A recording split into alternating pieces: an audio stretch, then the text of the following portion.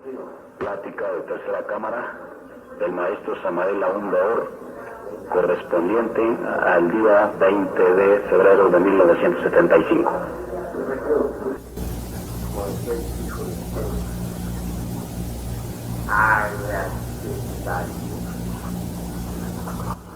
Y la luz fue ella. Esto no es algo que corresponde a un pasado remotísimo. No. Este tremendo principio genesíaco del primer instante no cambia de tiempo jamás. Es tan eterno como toda eternidad. Debemos tomarlo como una cruda realidad de instante en instante y de momento en momento. Recordemos nosotros a Goethe, el gran iniciado alemán. Antes de morir, sus últimas palabras fueron luz, más luz. Murió. Entre paréntesis, Goethe está ahora reencarnado en Holanda. Tiene cuerpo físico, pero esta vez no tiene cuerpo físico masculino, ahora tiene cuerpo físico femenino. Está casado con un príncipe holandés.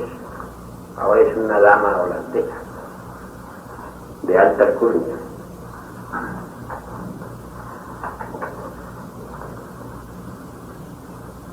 Es muy interesante eso, ¿verdad? Bueno, continuando hacia adelante con los temas. Hemos empezado esto de hacer la luz, es importante. Porque mientras uno vive en tinieblas, anhela uno la luz, la quiere.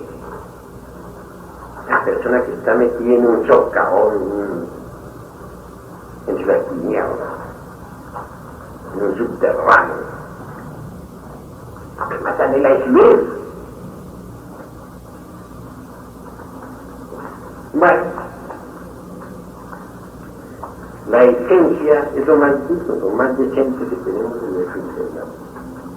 Ella deviene originalmente de la Vía Láctea. Allí resuena la nota musical La. Pasa luego al Sol con la nota Sol. Y viene luego a este mundo físico con la nota Mi.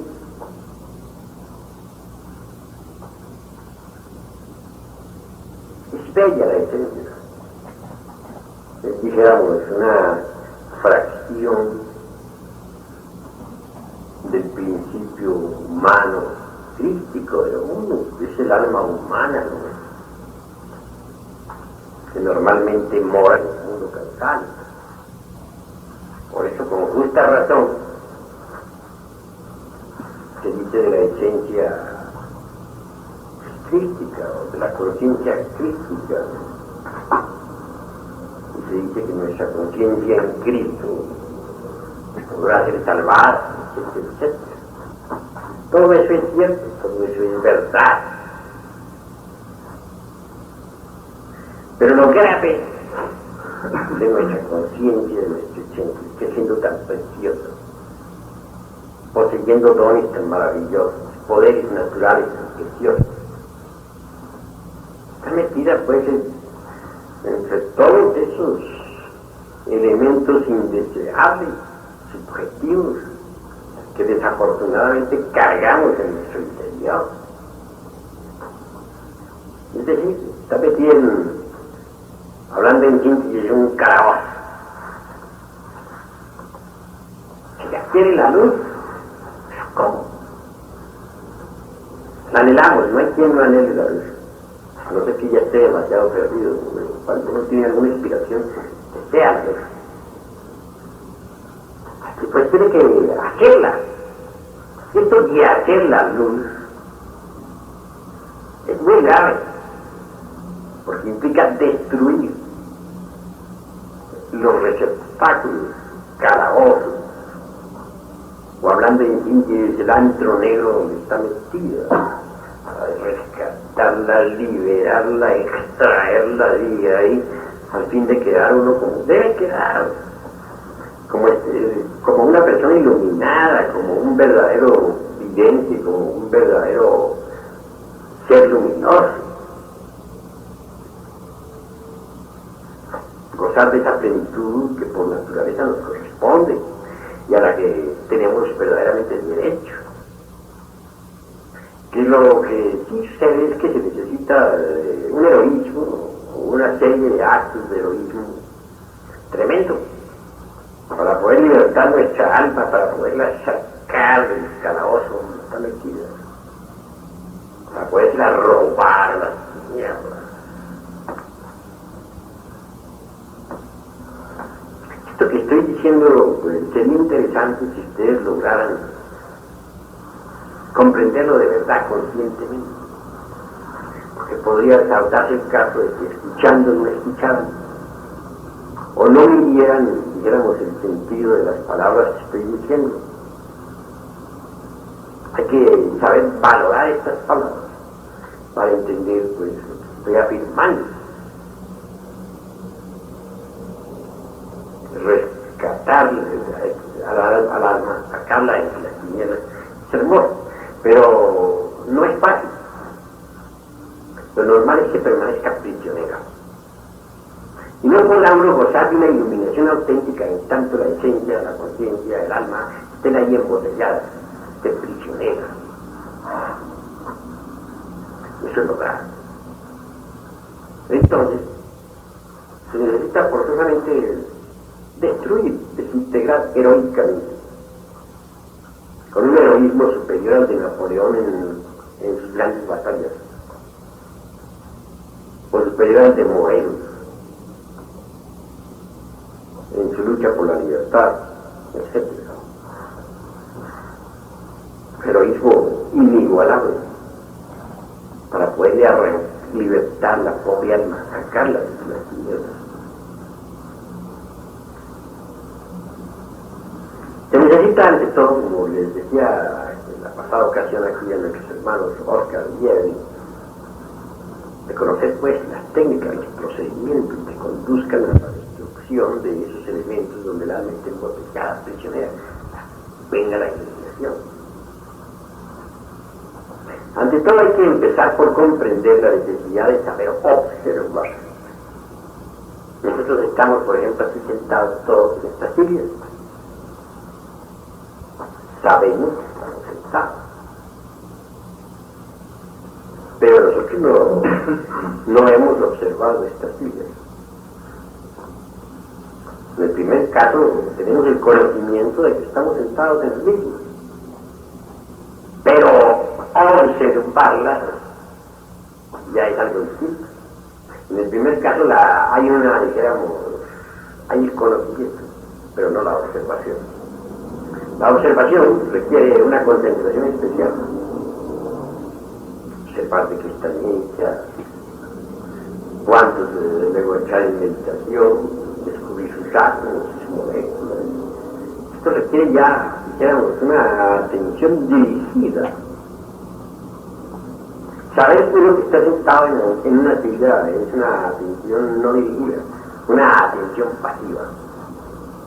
Pero observar la silla ya sería una atención dirigida. Aquí también nosotros podemos pensar mucho en nosotros mismos, mas esto no quiere decir que estemos observando nuestros propios pensamientos. Observarlos es distinto, es diferente. Vivimos en un mundo de emociones inferiores. Cualquier cosa produce emociones de tipo inferior y sabemos que las tenemos, pero una cosa es saber que uno se encuentra en un estado negativo y otra cosa es observar el estado negativo en que se encuentra, que es algo completamente diferente. Veamos por ejemplo, en cierta ocasión caballero le manifestó a un psicólogo. Le dijo, bueno, yo siento antipatía por determinada persona. Y le citó el nombre y apellido. El psicólogo le contestó, obsérvenla, observe usted a esa persona. Respondió nuevamente el interrogador, ¿no? Dijo, pero yo ¿para qué observarlo? Si le conozco. Sacó como conclusión el psicólogo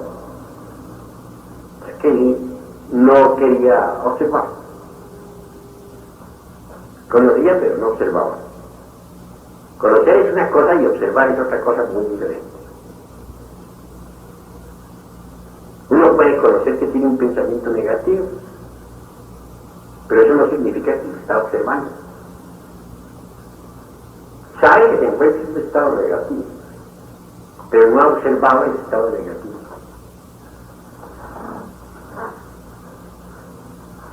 En la vida práctica vemos nosotros que dentro de nosotros hay muchas cosas que deberían causarnos vergüenza. Comedias, ridículas, discusiones interiores,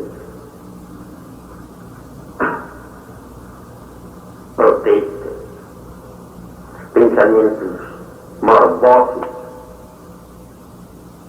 etc. Saber que se tienen no es haberlos observado.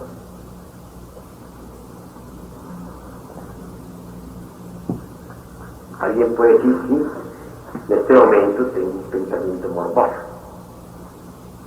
Pero una cosa es saber que lo tiene y otra cosa es observarlo. Totalmente diferente. Así pues, si uno quiere llegar a eliminar tal o cual elemento psicológico indeseable, primero que todo tiene que aprender a observar con el propósito de obtener un cambio, porque ciertamente si uno no se aprende a auto-observar,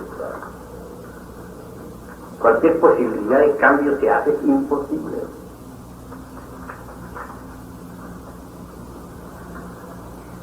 Cuando uno se aprende a auto-observar, se desarrolla en un sentido de la auto-observación. Normalmente este sentido está atrofiado en la raza humana, está degenerado, pero a medida que lo usamos se va desenvolviendo y desarrollando. Como primer punto de vista, venimos a evidenciar a través de la autoobservación de que los pensamientos más insignificantes o las comedias más ridículas que interiormente se suceden y que nunca se exteriorizan no son propias, son creadas por otros, por los yoes. Lo grave es identificarse uno con esas comedias, con esas ridiculeces, con esas protestas, con esas iras, etc. Si uno se identifica con cualquier hecho interior de ellos, cobra más fuerza el yo que la produce. Y así cualquier posibilidad de eliminación se hace cada vez más difícil. De manera que la observación es vital cuando se trata de provocar un cambio radical en nosotros. Los distintos yoes que viven en el interior de nuestro psiquis son muy astutos, muy sagaces. Apelan muchas veces al rollo ese de recuerdo que cargamos en el centro intelectual.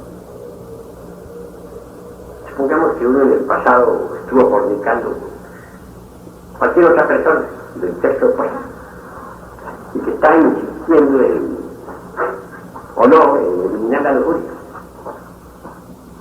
Entonces el yo de la lujuria apelará se apoderará del centro de los recuerdos, del centro intelectual. Agarrará allí, dijéramos, el rollo de los recuerdos, de las escenas de lubricidad, y las hará pasar por la fantasía de la persona. Así el Chevigorcherá será cada vez más fuerte. Por todas estas cosas, ustedes deben ver la necesidad de la autoobservación. No sería posible, pues, un cambio de verdad radical y decisivo si no aprendemos a observar. Conocer no es observar. Pensar tampoco es observar. Muchos creen que pensar en sí mismo es observar. Y bueno, uno puede estar pensando en sí mismo y sin embargo no está observando. Es tan distinto el pensar en sí mismo y observar, como el aceite al agua, o como el agua al aceite. Obviamente, no deben identificarse con ninguno de los yoes. Para observarse uno tiene que dividirse en dos mitades. Una parte que observa y otra parte que es observada. Cuando la parte que observa ve la ridiculez, las necesidades de la parte observada, hay posibilidades de un cambio. Que ese yo no somos nosotros, que él es él. Podríamos exclamar, ellos tienen ira. Yo no tengo ira, ellos. Ese debe morir. Voy a trabajar para desintegrarlo. Pero si uno se identifica con él y dice, yo tengo ira, estoy furioso, cobra más fuerza, se hace más vigoroso. Entonces, ¿cómo lo va a resolver? ¿De qué manera? No podría, ¿verdad?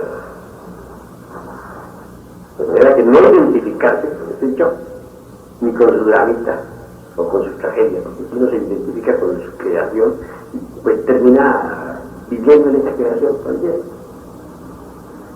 Y eso es absurdo. A medida que uno va trabajando lo de sí mismo, se va ahondando cada vez más en las cuestiones de la autoobservación. Se va haciendo cada vez más profundo.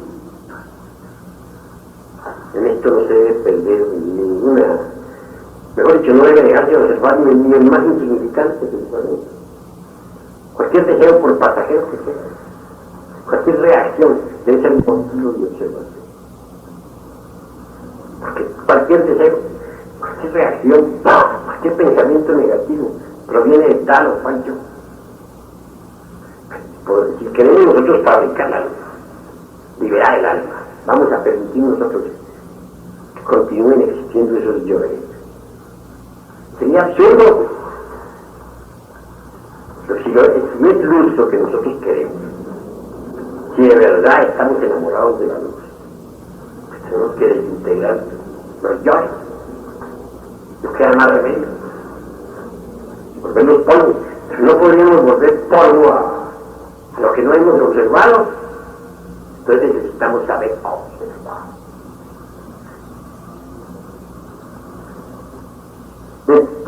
Tenemos también que cuidar la charla interior. Porque hay muchas charlas interiores negativas, absurdas, conversaciones íntimas que jamás se exteriorizan. Y no, naturalmente necesitamos corregir esa charla interior, aprender a guardar silencio, saber hablar cuando se debería hablar, saber callar cuando se debe callar. Esta es ley no solamente para el mundo físico, para el mundo exterior, sino también para el mundo interior.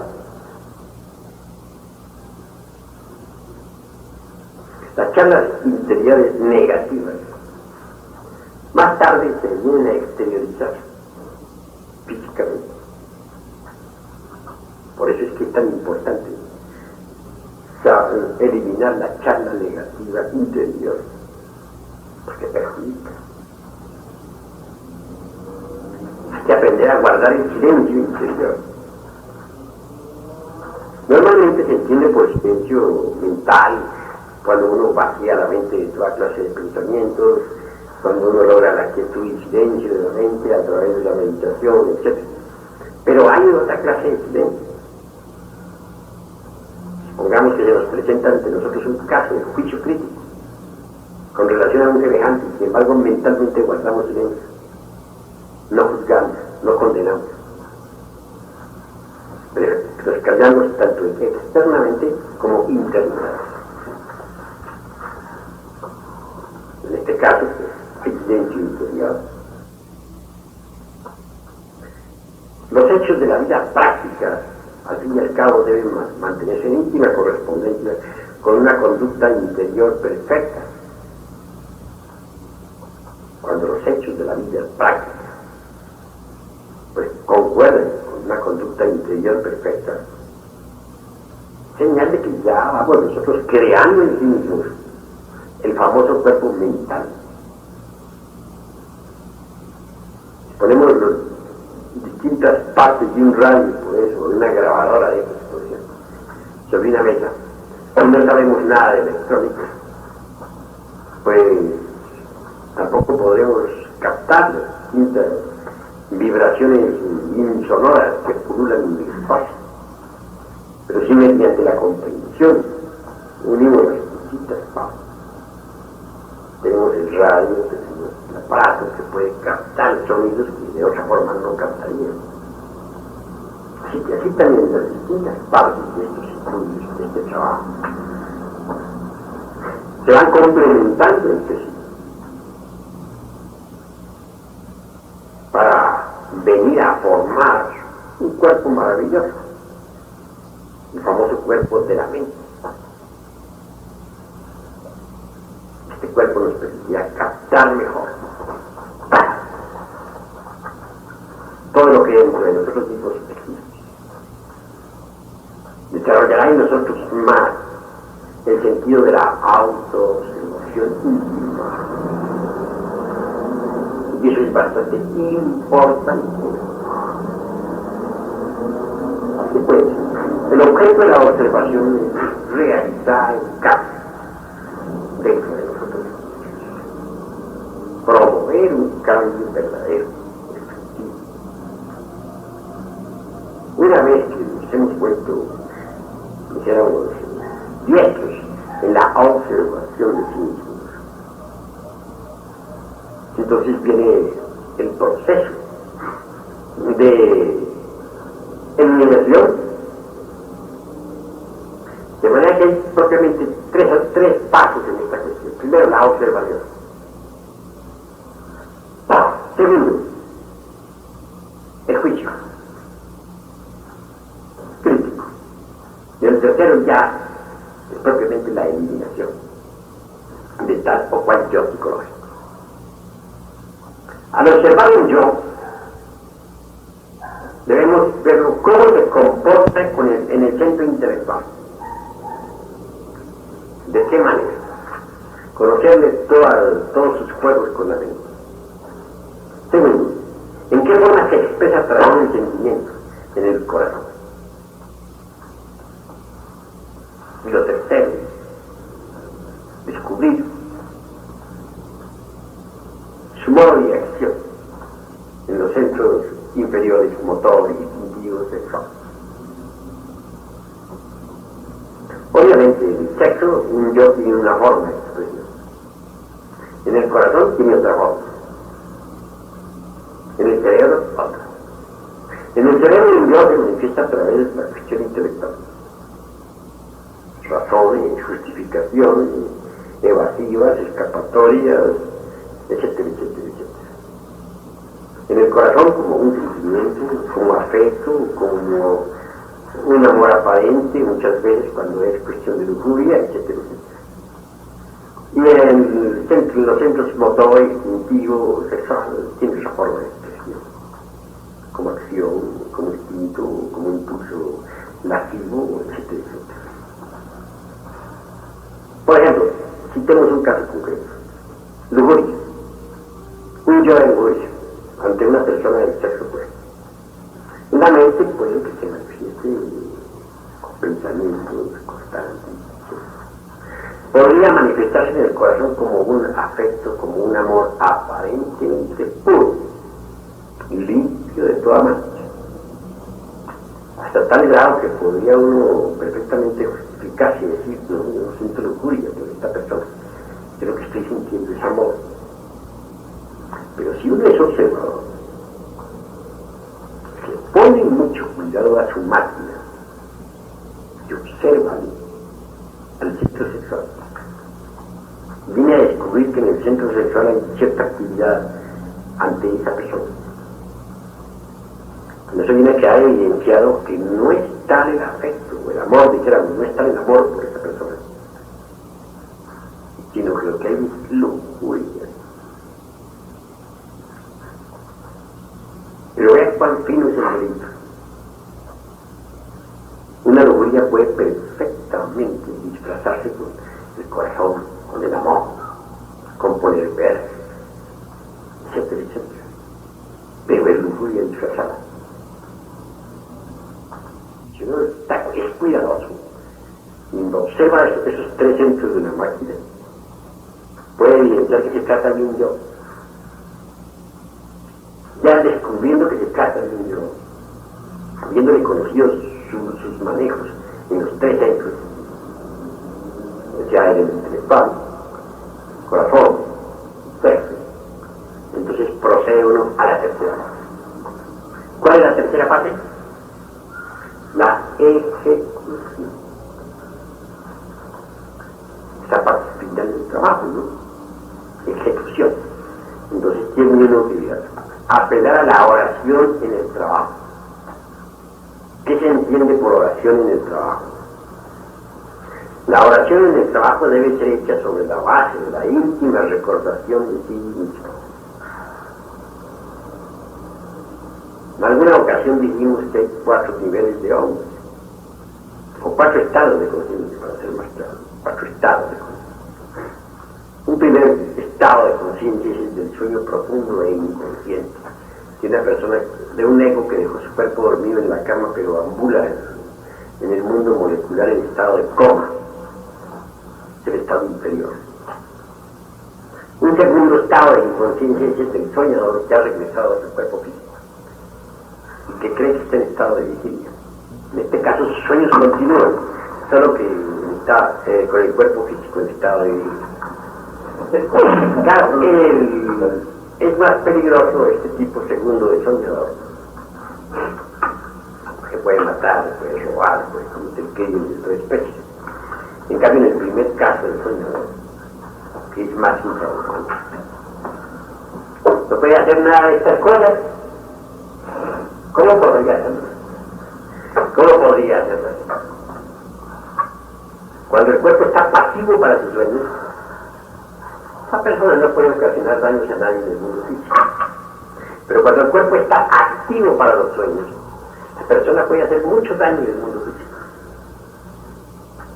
Por eso es que las Sagradas Escrituras insisten en la necesidad de despertar. Si una persona, si estos dos personas, dos tipos de personas, las que se encuentran en, dijéramos, estado de inconsciencia profunda, o aquellos que siguen soñando y tienen su cuerpo activo para los sueños, hacen oración, pues en semejantes dos estados tan infrahumanos,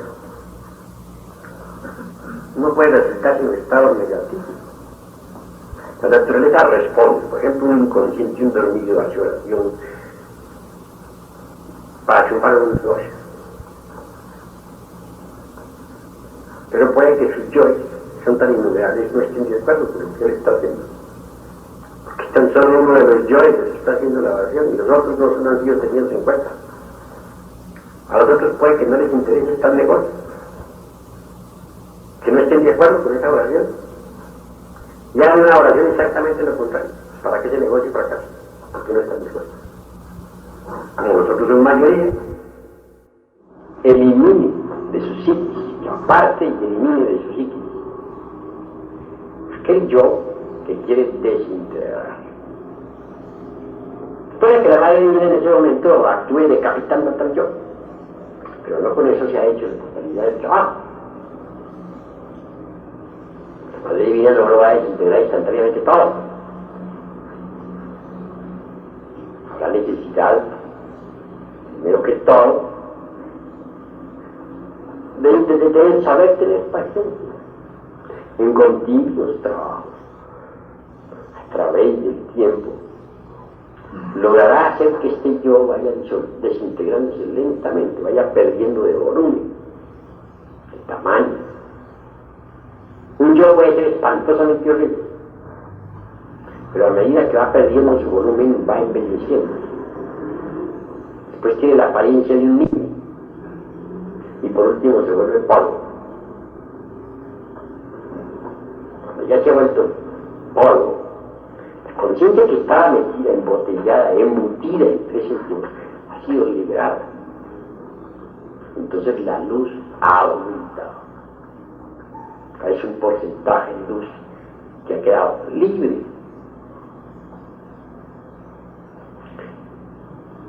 Así podemos proceder con cada uno de los yoes. El trabajo es largo, dispendioso y muy difícil. Muchas veces cualquier pensamiento negativo, por insignificante que sea, tiene por fundamento un yo antiquísimo. Por eso es que un pensamiento negativo que llegó a la mente nos indica, de hecho, que hay un yo detrás de ese pensamiento. Y que ese yo debe ser extirpado, erradicado de nuestras vidas.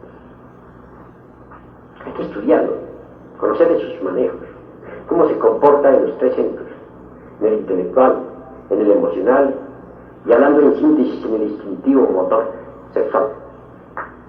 ¿De qué manera trabaja en cada uno de estos tres centros?